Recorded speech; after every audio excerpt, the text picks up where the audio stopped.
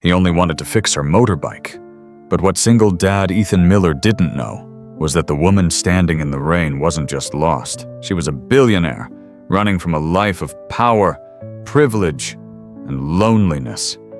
Ethan had spent years mending broken engines, raising his little girl alone, after losing the love of his life. He never imagined that one rainy afternoon a stranger would roll into his garage and change everything. But the most shocking part, she wasn't just searching for a mechanic. She was searching for something far more powerful. A reason to stay. One small act, one life-changing connection. Don't miss what happens next. Subscribe now for more powerful real-life stories. Let's get started. The rain hadn't stopped for hours. Ethan wiped his hands on a grease-stained towel as he heard the thunder rumble above. That's when he saw her soaked, shivering, standing beside a gleaming Harley-Davidson, clearly out of place in this quiet North Carolina street. "Trouble?" he asked, stepping into the rain. The woman looked up, eyes wide with exhaustion. It just died. Ethan guided the bike inside without another word. She hesitated, glancing at the modest garage, then followed. She sat silently on a worn plastic chair, watching him work with steady, practiced hands. Fuel lines clogged. Ethan muttered after a few minutes. "Nothing serious." "How much do I owe you?" she asked, reaching for a slim leather wallet. $50? She blinked, that's all. Ethan glanced up, his gaze unwavering. That's what it's worth. The silence between them held something heavy. In her world, everything had a hidden price, but here with this quiet man and his oil-stained overalls, value felt different. Just then, a small voice echoed from the back door. "Daddy, I'm hungry." A little girl with chestnut pigtails peeked in, holding a sandwich. Her eyes lit up when she saw the stranger. "Hi, you're really pretty." The woman smiled genuinely, perhaps for the first time in weeks. "What's your name?" "I'm Grace. And this is my daddy. He's super good at fixing things. He says machines need love too." The woman looked at Ethan, surprised, and something in him shifted. He hadn't planned on inviting her to dinner, but something about her, the tired eyes, the polite detachment made him feel a tug in his chest he hadn't felt since Ava died. She accepted his offer. They ate spaghetti at a tiny kitchen table, with Grace chatting away about school and stars and how she wanted to be a vet. The stranger listened, wide-eyed, as if every ordinary word was a rare gem. "I work with computers," she told Grace when asked what she did for a living. It was the first lie, but not the kind that seeks to deceive, more the kind that protects a fragile hope. A hope of being seen not as Charlotte Reyes, tech billionaire, but simply as a woman who longed to belong. After dinner, she stood beside Ethan as he cleaned his tools, the night growing quiet around them. She didn't say much, but neither did he, because some moments don't need words. The next morning, Charlotte found herself outside the garage again. She told herself it was just to check the bike, but Ethan knew better, and he didn't ask questions. Day after day, she returned, once to learn how to check oil, another time to ask about tire pressure. Grace always welcomed her with open arms, proudly showing off her drawing of a cat or insisting she stay for lunch. Ethan tried to resist the way Charlotte's presence lit up the space. He reminded himself not to get too comfortable, not to forget this wasn't her world. But then came the call. They were playing cards on a workbench. Charlotte, Grace, and Ethan. Laughter was flowing as naturally as the light pouring through the garage door, when Charlotte's phone rang. At first, she ignored it, then again, and again. Finally, she sighed, stepped outside, and answered. Ethan and Grace exchanged a glance. They heard her voice tense, controlled. Then, silence. When she returned, her face was pale. She tried to smile. "Sorry, just work." But Ethan's eyes had already shifted. That evening, after Grace fell asleep, Ethan found her sitting in the backyard, her fingers trembling as she scrolled through headlines. CEO of Reyes Soft missing for over a week. One read, stock drops 11%. Investors panic. He didn't say a word, just stood in the doorway, arms crossed. "Is it true?" he finally asked. Charlotte closed the phone. "Yes." That's Charlotte Reyes." She nodded. "I wanted to disappear, just for a while, just to breathe." Ethan's voice was quiet, but the tension in it cut deep. "So you let us believe you were just normal." "I never lied about how I felt here," she whispered.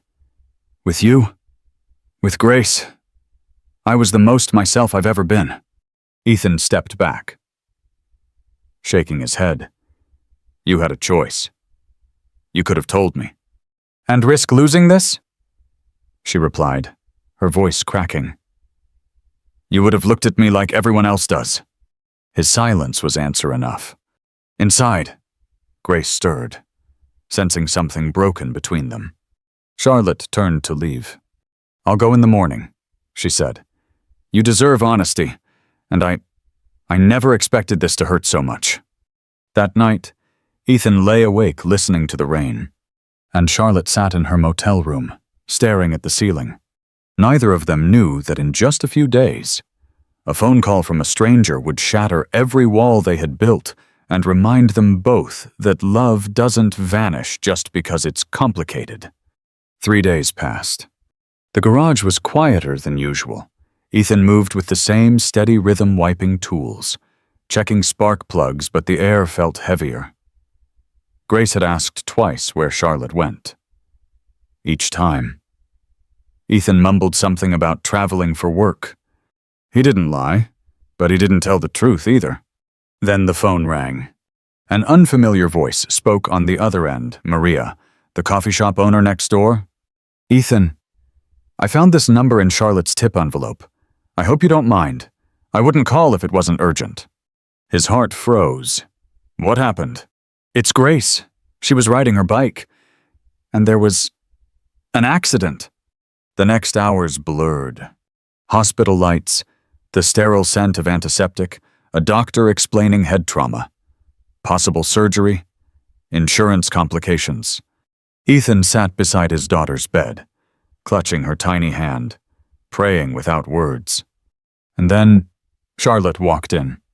Her clothes were wrinkled, her hair was a mess, but her eyes were filled with fire.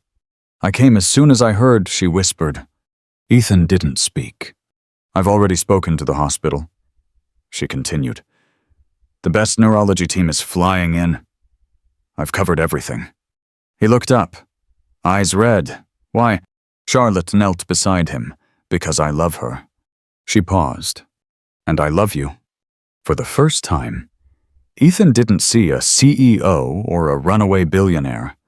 He saw the woman who made his daughter laugh. The woman who burned her fingers trying to toast a sandwich. The woman who, despite all odds, showed up when it mattered most. "She needs you," he said softly. "I need you, but I don't know if I can trust again." Charlotte nodded slowly. "Then let me earn it. Not with money, with time." She stayed.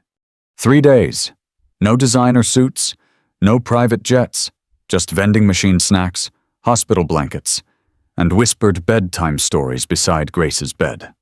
Ethan watched her transform, not into someone new, but into who she truly was. He saw her cry softly while reading Grace's favorite book. He saw her argue gently with doctors, demanding better options. He saw her lay her hand on his, not to comfort herself, but to comfort him. Then, on the 4th morning, Grace opened her eyes. "Charlotte." Her voice was barely a whisper. "I'm here, sweetheart." "I dreamed you never left." Charlotte broke down. Later that day, while Grace slept peacefully, Ethan walked out onto the hospital balcony. Charlotte stood beside him, sipping burnt coffee. "I'm scared," he admitted. "So am I," she said. "But I want to try," he added. And in that moment, the past didn't disappear, but it no longer defined their future. They weren't just a mechanic and a billionaire. They were two broken people who chose each other, anyway. 1 month later, everything looked different. Grace had fully recovered and was back to skipping through the garage with crayon-stained fingers and endless questions. Her laughter once again filled every corner of the small space, and now it echoed alongside a new kind of joy. Charlotte didn't return to Seattle. Instead, she rented a modest apartment 2 blocks from the shop.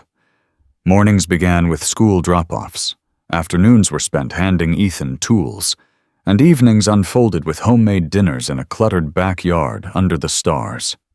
To most, it seemed unimaginable, a billionaire CEO trading skyscrapers and boardrooms for socket wrenches and peanut butter sandwiches. But to Charlotte, this life felt richer than anything her empire had offered. Ethan taught her how to rotate tires and listen for engine misfires.